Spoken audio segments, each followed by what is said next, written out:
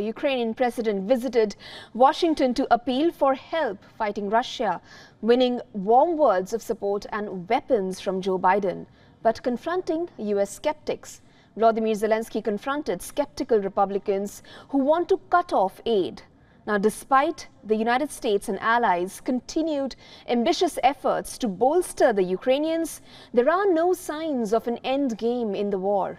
The conflict seems destined to enter an even more complicated phase in the months ahead.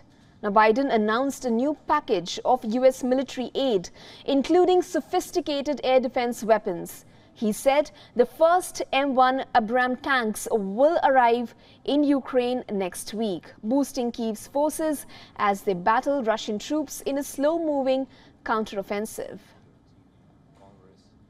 And together with our partners and allies, the American people are determined to see to it that we do all we can to ensure the world stands with you, and that is our overwhelming objective right now. Ukrainian leader arrived after another wave of Russian strikes hitting cities across the country and killing at least 3 people in Kherson and wounding many in other areas. Wearing his trademark olive green military-style shirt, Zelensky said Ukraine has exactly what our soldiers needed. Our regular dialogue is proof that our countries are really, truly allies and strategic friends, and we greatly appreciate the vital assistance provided by the United States to Ukraine to combat Russian terror.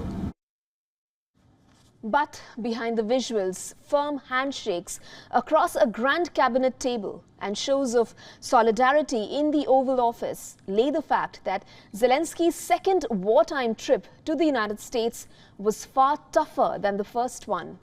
This time, he spent his closed-door meetings in the U.S. Congress, desperately trying to overcome growing war fatigue from Republicans. Hardline Republicans are threatening to block Democrat Biden's request for a fresh $24 billion aid package for Ukraine. It has now become caught up in a bitter spending battle that could spark a U.S. government shutdown. The U.S. president said there was no alternative to backing the Ukraine funding, adding that he was counting on the judgment of the Congress.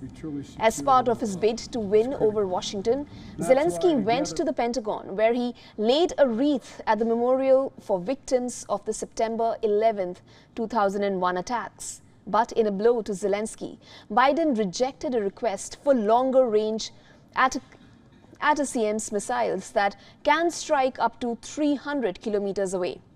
Some experts view the Russia-Ukraine war as a manifestation of the renewed geopolitical rivalry between major world powers.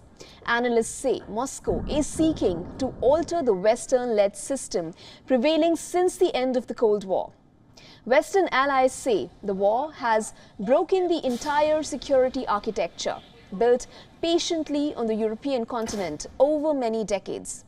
The 31-nation NATO alliance says it is doing everything possible to avert a war similar to the one that ravaged Europe 80 years ago.